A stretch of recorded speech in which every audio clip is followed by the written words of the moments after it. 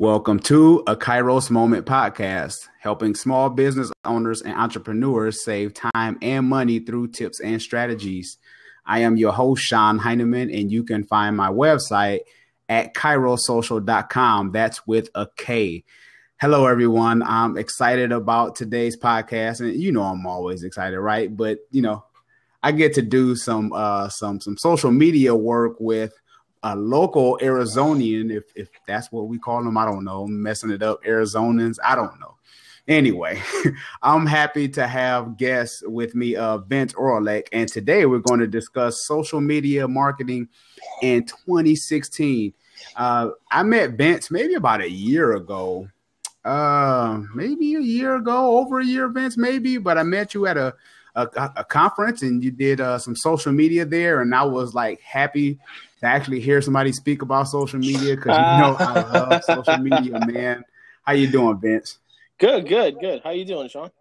Good, man. Great to have you on. Thanks for taking some time out of your day to be a guest on a Kairos Moment podcast. First of all, man, tell the listeners who you are and what you do. Well, I'm, I guess first and foremost, I am the social media manager for a company called Plexus Worldwide out here in Arizona, in the Scottsdale area specifically, which is kind of greater Phoenix. I manage the brand online, the accounts, all the social media accounts, the blog, and then I also work with our reps. We call them ambassadors, on their social media presence, on their network marketing skills on social media. So I try to help people with the company not kind of throw up all over their social media feeds the same thing over and over. It's a lot about training and education, and I try to do a lot of that. We have about 300,000 ambassadors across the country, and actually, around the world. We have some, a few in Canada, a few in Australia, a few in New Zealand. And then recently, within the last year, I've struck up the effort to revive Social Media Club here in Phoenix. It's iteration 3.0 at this point. Mm-hmm. I was part of it. I got the idea when I was part of it during the kind of the 2.0 version. The 1.0 version started a while back with a group of people that it was a lot different then. It was good, but I think it kind of evolved into something they didn't really want.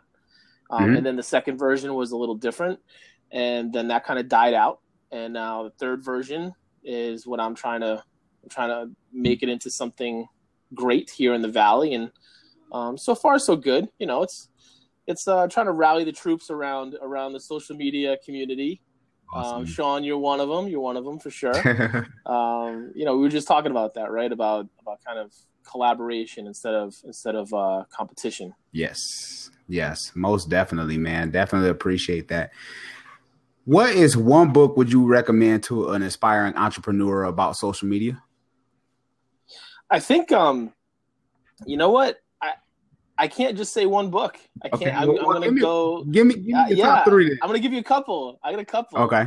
I think kind of right now, these are a couple of the granddaddies I think that a lot of people have read. And if you haven't, I would highly suggest it. Jab, jab, jab, right hook, like Gary Vaynerchuk. Obviously, that's a big one in the marketing world. That's a big one. Of course. It's funny how many people outside of marketing don't necessarily know who Gary Vee is, but they should. And his stuff is great. Not everybody agrees with him. I get it. I'm on the bandwagon with him. I watch the show all the time. So that book, he's going to have another one coming out probably within another year or so. Yeah. But that jab, jab, jab, right hook is a good one for examples of what's good and what's bad to do in social media, especially as a brand. I would also throw Utility in there. Utility from Jay Bear. Yeah, and it's Utility, YOU. Mm-hmm. That came out it's probably about 3 years ago now. But it's still good. Yes, it's still relevant. So highly recommend that one. A couple of the newer ones that I have to throw out there, and these will be the last ones I add. From a couple of folks that I'm familiar with and friendly with, and I'm not just saying it because I'm kind of friends with them, but they're good. It's good stuff. So Shareology from Brian Kramer, that just came out a few months ago. Jason Miller, who is part of the content marketing team at LinkedIn, came out with Welcome to the Funnel. And that's a play on Welcome to the Jungle by Guns N' Roses. He's a big rock and roll photographer, actually, but he's huge into rock. So, and then the other one would be Ted Rubin just recently came out with a book too, How to Look People in the Eye Digitally. I believe is that may not be the exact title, but it's close to that. But it's all good stuff. You know, it's all those guys I feel are people that earn the title of influencers. Within the industry. I know I have no problem calling them leaders and influencers within the industry. I look at a lot of what they do, and those books are really good pieces of content to check out and learn from. Nice. That's what's up. I guess I just got to throw this in here. Have you read The Freak Shall Inherit the Earth by Chris Brogan? You know what? That's a great book. I haven't read it. I've heard only good things about that one, and Chris is obviously a huge figure in our world. Yes, sir. Brogan is a beast. But anyway, yeah, man, those are some good reads. What is one of the biggest mistakes you see business owners make when it comes to social media? I think so. I think it's two parts. I think number one, not doing it. That's a good one.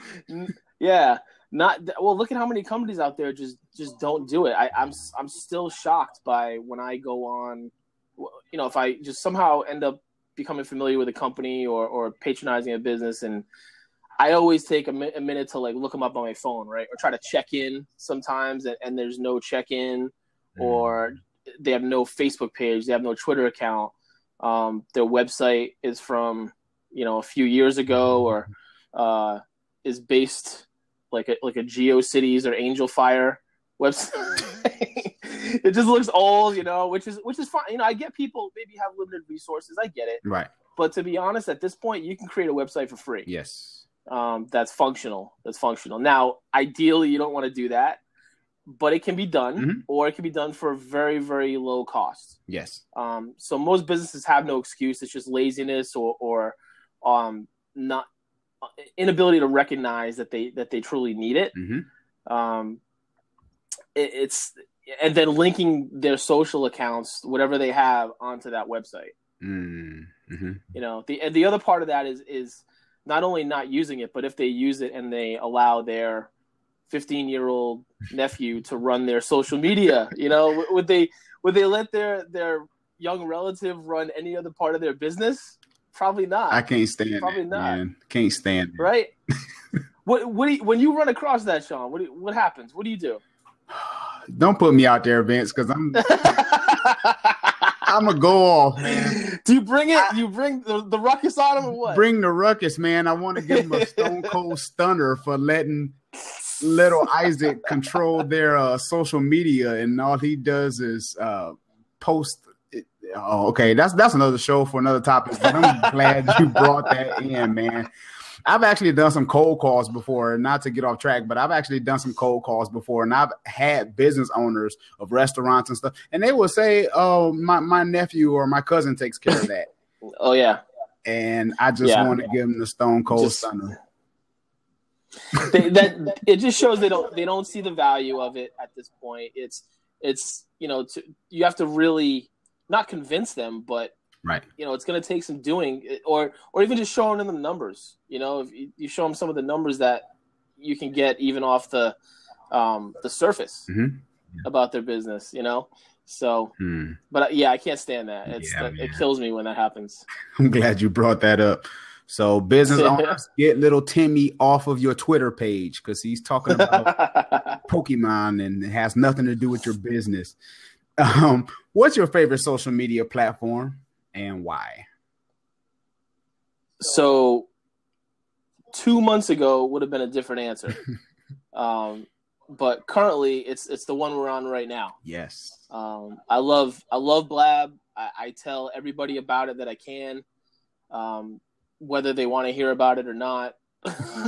I'm a champion of the platform, I would say. I just, man, there's so much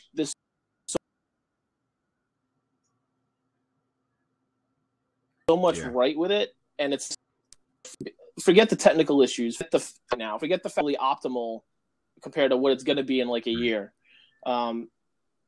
It's still awesome. It's an amazing tool to connect with people.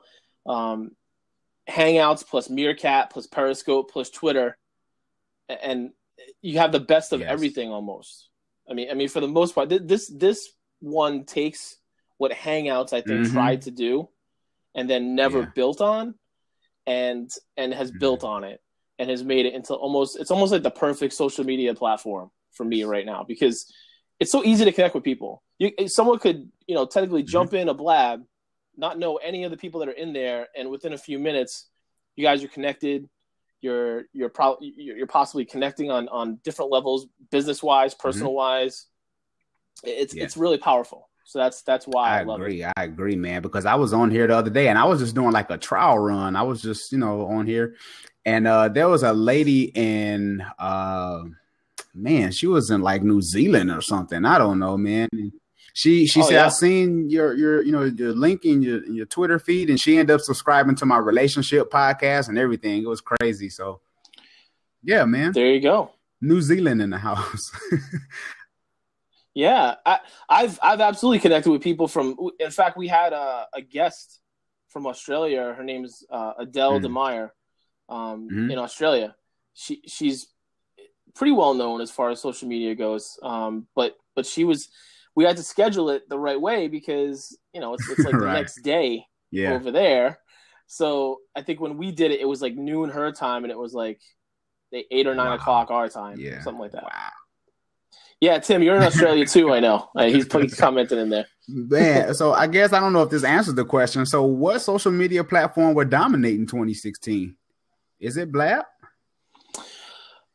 I don't think so. I mean, I think it still has a little ways to go. I mean, it could, but I don't know that. I don't know that it's gonna just take off like that right off the bat. Because I think what happens on Blab is like what happens on like talk radio. That's what I compare it to. Is talk radio, you may have a lot of people listening, but it's like 1% are going to call in and actually participate, right? And with Blab, it's people may be more likely to jump in, but really, not everybody wants to be on a video like this. Not everybody wants to be live streaming, so they're happy just kind of lurking and watching, and maybe not even lurking totally, but also participating through tweets and comments and all that, and connecting that way. And that's the beauty of it, is you can do that too. You don't have to jump in a video, although to take the fullest advantage of it, you want to jump in a Blab with other people. You should. I think for 2016 though, I think the one that's going to experience still the most growth and dominate as more people and brands recognize it is Snapchat. I created my account on Snapchat a couple of years ago when it first came out, was on it. None of my friends were on it. I didn't see the value. I just, and it wasn't what it is now by any means. It was just quick snaps and then they're disappeared. They're gone. Allegedly. That's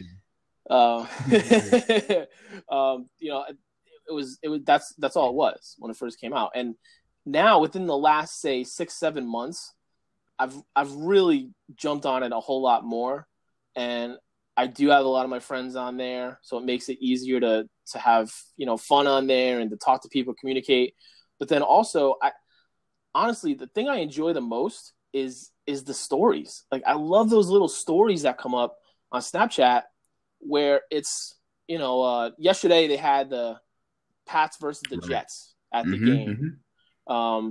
Lately, they've been doing a lot of political stuff, where they're showing from Iowa. Let's say the Iowa stuff that's going on right now. They'll have snaps from there.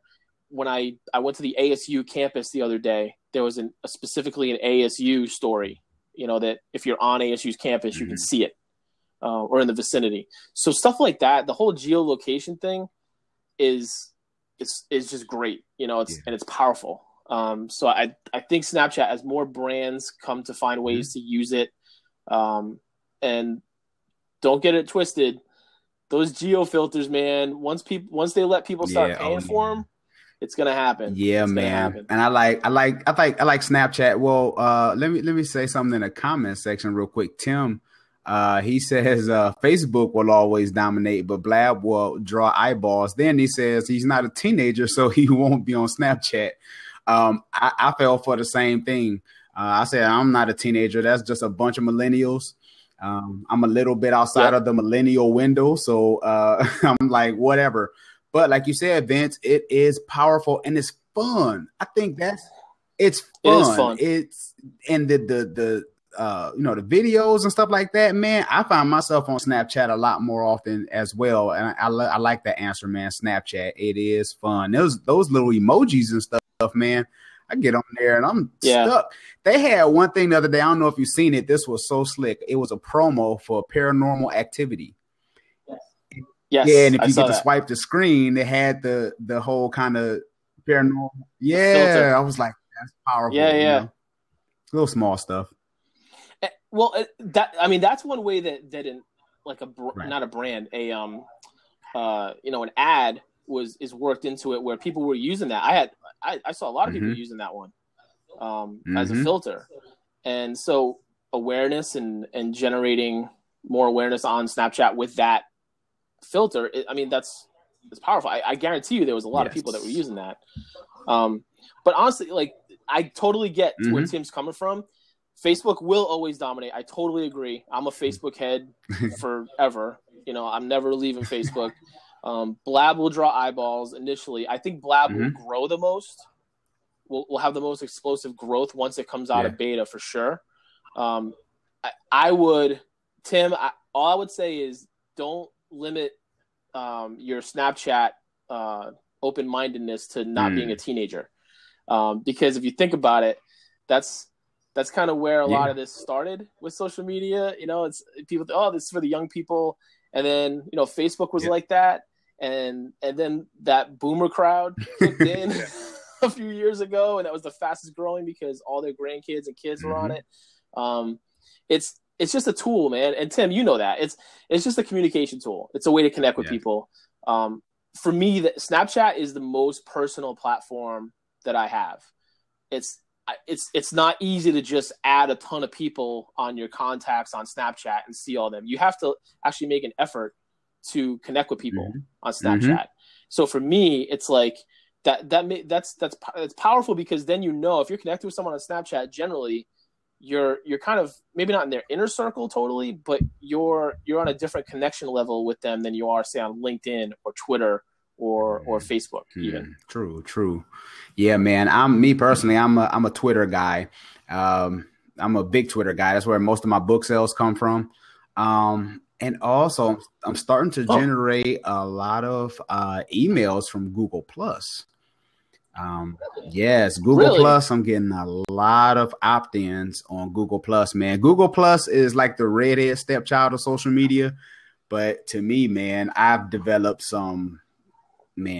I've sold some books on Google Plus and made some great relationships, man, on Google Plus. So yeah, that's interesting. That's like, because it's almost dead according to everybody. That's not dead. Yeah. Elvis not. Hey, Elvis isn't dead. Google Plus isn't dead. or Tupac, right? Yeah, they somewhere sitting or Biggie. Yeah, everyone's still sitting on the island sipping Mai Tais, right? on their laptop on Blab. And on Blab. Which form of content people should use more of in 2016 if they want to build their tribe? Should it be in a form of blog, podcasting, video, slideshare? I still come back to your personal website, your blog. I think that's where you're going to see the most traffic that you can control. that's the key to it is controlling it. You know, on your own website, you're not beholden to Facebook's reach or the Twitter noise or any of that stuff. Now, having said that, I still think it's important to take that content and distribute it on those social media channels and even put it up on the new Facebook Notes, which I love that, man. I love Facebook Notes. LinkedIn Publisher, put it up on there for good measure, even though the reach on LinkedIn Publisher stinks at this point if you're not one of the top influencer people. Whereas it used to be really good even for anyone. Didn't matter who you were. They kind of put the kibosh on that a little bit, but Medium, anywhere you can take that content and distribute it on those types of channels where it can be shared and found. So basically with your blog, it's getting the SEO, it's getting found on Google search, LinkedIn Publisher, it's potentially getting found by your connections on LinkedIn, Facebook Notes. That's still so new. We're not totally sure how that's going to work, but I can't imagine that there's not going to be some sort of algorithmic help with the Facebook Notes where they want people to use it, so they're going to kind of help the post along, and like they have with Facebook Video, with the native video, where they've pumped those up compared to YouTube links that get posted on Facebook. I can only imagine that the Facebook Notes posts are going to get a bump compared to other things that get just linked onto a post. Interesting. Yeah, man, this has definitely been good, man. Thanks for taking some time out to be a guest on a Kairos Moment podcast. Vince, let the listeners know how they can get in touch with you. Oh man, do we have enough time left? I'm on Blab a lot here, which is just basically it's my Twitter name. So it's at Vincent Orleck or hashtag not a guru. You can find me and my stuff on those channels. On Facebook, just look up my name, Vincent Orleck. I'm there. LinkedIn, same thing. Feel free to connect. I'll say this too. Anyone that's on Blab, if you're super into Blab and you want to know the daily news and happenings and as much info as possible, I started a group called the Blabaholics. It's just facebook.com/groups/Blabaholics. So if you just search Blabaholics on Facebook, you'll see it. It's not a secret group, but it's a closed group. So I have to approve everybody that comes in, because there's some other weird kind of spam accounts that try to get in. But if you're not a weird spam account, then I'll certainly hit the approve button. Awesome. And then I created a Blabaholics Twitter account to go along with that. So it's just Blabaholics. Awesome. So follow it, connect. I'll follow you back. All good. Man. Thanks, Tim. Tim said it's a great Facebook group. Yeah. Thanks, Tim. Yeah, we have almost 600 members now. I'm shocked. I need to get on. Yeah, it's going great. Yeah, man, I need to get on there then. You making noise, man. Yeah. If you're not in there, Sean, I can't keep track anymore. But if you're not in there, you gotta jump in there. There's folks like Tim. A lot of the influencers are also in there, and the what I like to call the Blabinet, which is the leaders of Blab, Brittany Metz, Sean Puri, Furkan, Raidan, the CEO, CTO, community manager, the engineers. They're all in that group. So I think that's a big reason why it's grown so much. Awesome. Wow. Well, thanks again, Vince, for coming on the podcast today, man. For all the listeners, if you haven't yet, make sure that you subscribe to a Kairos Moment podcast on Stitcher, iTunes, and iHeartRadio. We on all three platforms, so there's no reason for you not to subscribe. Leave us a rating and a comment there. I am your host, Sean Heineman, and with special guest Vince Orleck, I'll have some more special guests coming on soon on the Kairos Moment podcast. So I'll talk to you soon, people. Take care. Talk to you later. Thanks, Sean.